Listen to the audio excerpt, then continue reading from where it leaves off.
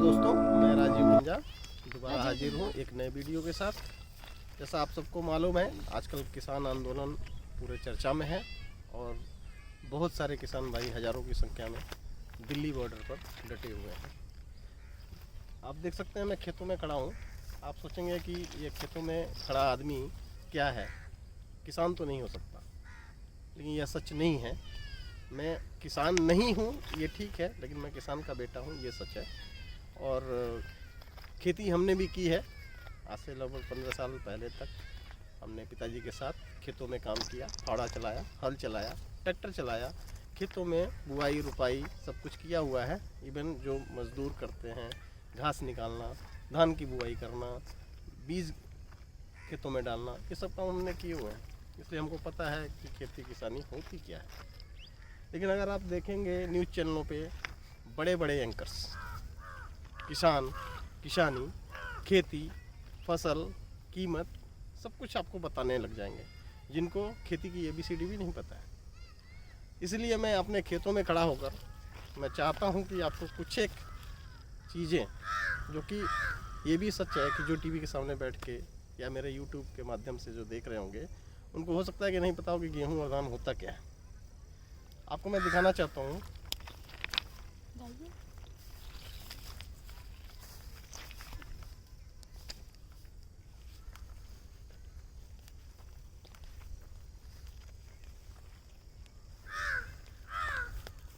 आखिर खेतों में फसल होती कैसे है, क्या आपको पता है? आप में से बहुत लोग बोलेंगे कि हाँ पता है। ये भी सच भी हो सकता है, क्योंकि जिसने खेती किया है वही आपको एक्सप्लेन कर पाएगा कि कौन सी खेती किस समय में कैसे और किस लागत से और किस तरीके से की जाती है। जैसे कि मुझे भी ये चीज़ें पता है, तो मैंने सोचा कि मैं आपको इसके बारे में बताऊं।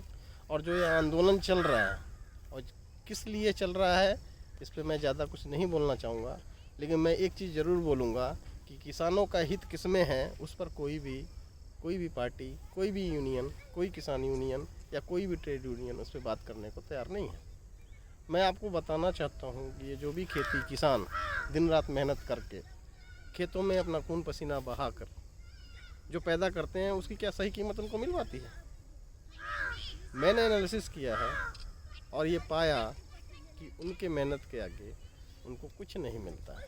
इवन अगर आप मजदूरी भी उनका कैलकुलेट करें तो उनके द्वारा की गई विभिन्न फसलों की मजदूरी भी उनको नहीं मिल पाती है। हाँ, ये आप कह सकते हैं कि वो जो लागत लगाते हैं अपने खेतों में, वो निकल पाती है कि नहीं, वो मैं अपने एनालिसिस से आपको ज़रूर बताऊंगा। वो एनालिसिस मैं इसी वीडियो में ऐड करके दिखाऊंगा।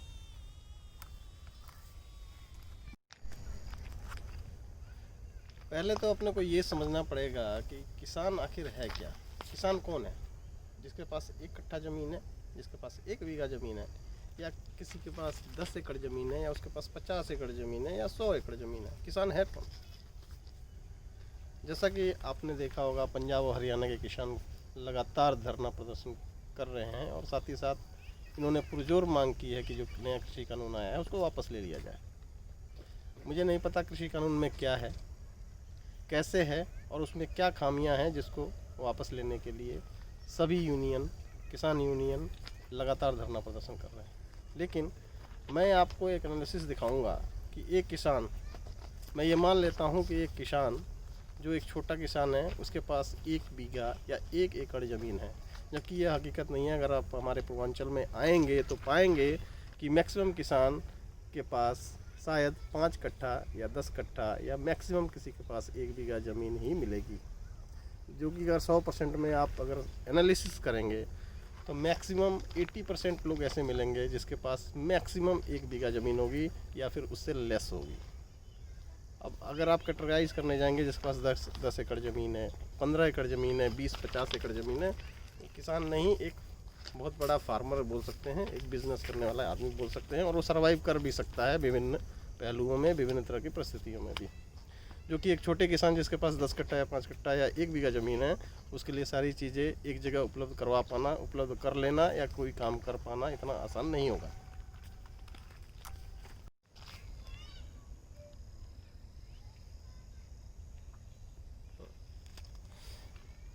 ज़रा कैमरा आप इधर दिखाइए, यह खेत है। अगर आप खेत को देखें तो जो मेरा अंदाज़ा है और जो मेरा एक्सपीरियंस है उसके हिसाब से ये खेत मैक्सिमम 4 कट्ठा खेत है।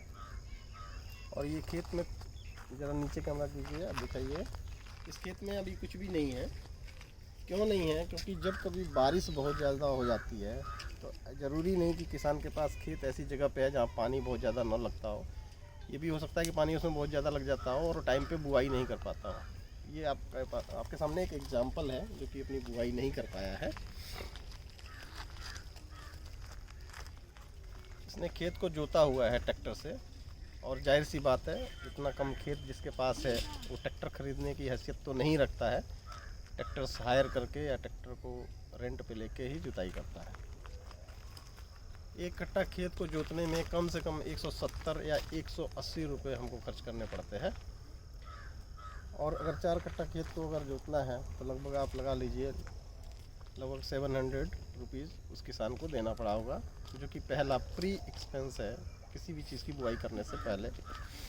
और दूसरी साइड में आपको दिखाना चाहूँगा, यहाँ पे ऑलरेडी गेहूँ लगाया हुआ है। गेहूँ लगाने में उतना जुताई हमको नहीं करना पड़ता है। ऑलरेडी जब हमने एक बार खेत की जुताई कर दी, जो मैंने खेत आपको दिखाया, उसके बाद हम उसमें बीज डाल देते हैं। उसके बाद गेहूँ बाहर आ जाता है लगभग 15 से 20 दिनों के अंतर में।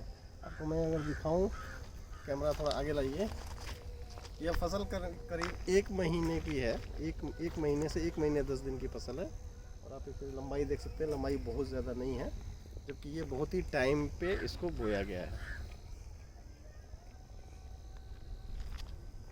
दिस साइड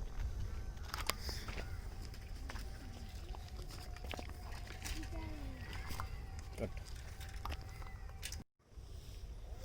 खेत की जुताई करने के बाद उसमें कई तरह की खाद भी डालनी पड़ती है। कई तरह की, आप बोलेंगे कि मुझे नहीं मालूम है, तो मैं आपको बता देता हूँ। 2 तरह की खाद होती है, एक यूरिया और एक मिट्टी को उर्वरा को बढ़ाने के लिए भी एक खाद होती है, वो हमको डालना पड़ता है, जो कि थोड़ी महंगी आती है। अगर आप बात करें कि इसकी कीमत क्या होगी तो मोटा मोटी 1 एकड़ में कम से कम 1100 उर्वरा शक्ति बढ़ाने के लिए वो खाद हमको एक डालनी पड़ती है। यूरिया का इस्तेमाल जब बीज बाहर आ जाता है और कम से कम 1 महीने की फसल हो जाती है तो उसमें कुछ मात्रा में यूरिया को दिया जाता है। आप ऐसे कर सकते हैं कि 2 कट्ठा में 1 केजी यूरिया हम डालते हैं ताकि फसल तेज़ी से बढ़ सके। आप इस साइड देखें, अगर कैमरा दिखाइए, जैसे कि आप देख सकते हैं 1 महीने 10 दिन की फसल है। 1 महीने पहले इसमें यूरिया भी हल्का सा डाला गया है, कम मात्रा में, बीज पेड़ों के साइज़ के अनुसार, सो दैट कि वो हार्मफुल ना हो फसल के लिए और फसल को फ़ायदा करे और फसल जल्दी से बढ़ सके। इस फसल को बोने के कुछ दिन बाद जब अंकुर बाहर आ जाते हैं तो हमको सिंचाई भी करनी पड़ती है। जैसा कि आपको पता है जाड़े का समय है और इस समय बारिश नहीं होती है, इसलिए हमको सिंचाई एक बार ज़रूर करनी पड़ती है। तो कम से कम 20 दिन बाद या 25 दिन बाद हमको खेतों में सिंचाई करनी पड़ती है। और आप उसकी कीमत की बात करें तो आज की डेट में 200 रुपये पर हावर हमको पानी चलाना पड़ता है। और मैं आपको बता दूं कि एक छोटा इंजन लेने में भी एक किसान को कम से कम 40 से 50 हज़ार रुपये खर्च करने पड़ते हैं, और बोरिंग का कॉस्ट अलग है। तो आप एज्यूम कर सकते हैं कि एक छोटा किसान जिसके पास कट्ठे में या 1 बीघे मैक्सिमम ज़मीन हो तो किस तरह से इंजन और बोरिंग की व्यवस्था कर पाएगा। जाहिर सी बात है वो हायर पे लेगा। मैं आपको ये सब चीज़ें इसलिए बता रहा हूँ कि मैं आपको एक आइडिया दे सकूँ कि एक्चुअल में किसान है क्या, किसानी आखिर होती कैसे है।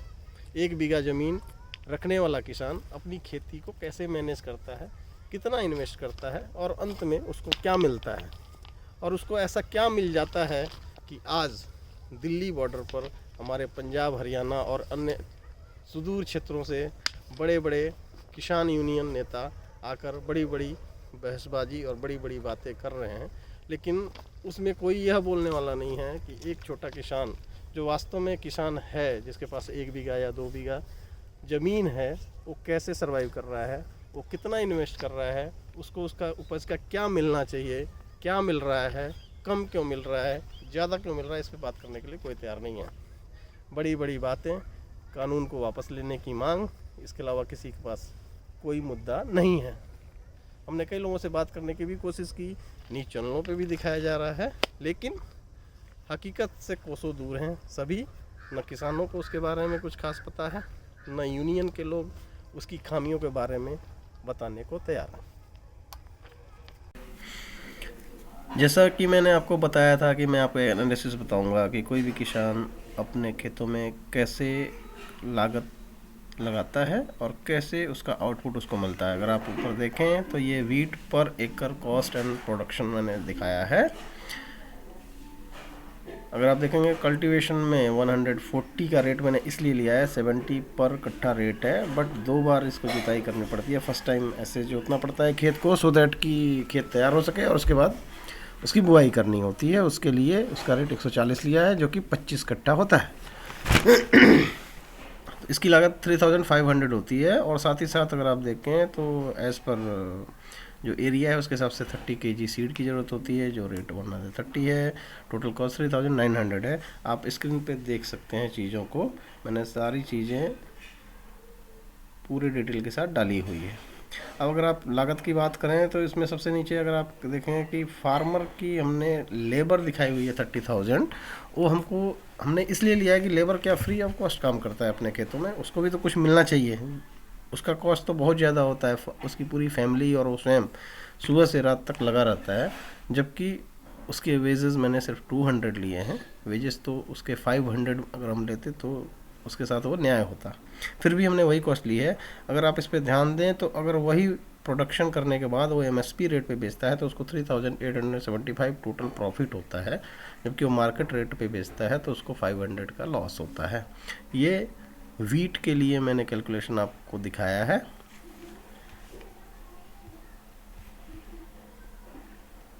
अब आप ही खुद डिसाइड करें कि आखिर किसान को मिलता क्या है, किसान कैसे सरवाइव करे, और क्या यह किसान अपना अनाज लेकर सुदूर मंडियों में लेकर जा सकता है। अगर वो लेकर जाने लगा और हायर पे ट्रैक्टर या ट्रक करके लेके भी जाता भी है, तो इस बात की क्या गारंटी है कि उसको अच्छा दाम मिलेगा और वो सरवाइव कर पाएगा। हम सबको इस पर एक बार सोचने की ज़रूरत है। सो दोस्तों, ये मेरी वीडियो आप लोगों को कैसी लगी, मेरे द्वारा दी गई जानकारी से आप संतुष्ट हैं या नहीं हैं, नीचे कमेंट बॉक्स में अपनी राय ज़रूर रखें। और मेरी वीडियो पसंद आई है तो उसको लाइक करें, सब्सक्राइब करें, और जो भी आपकी तरफ से सुझाव होंगे आप उसको ज़रूर कमेंट बॉक्स में लिखें। बहुत बहुत धन्यवाद।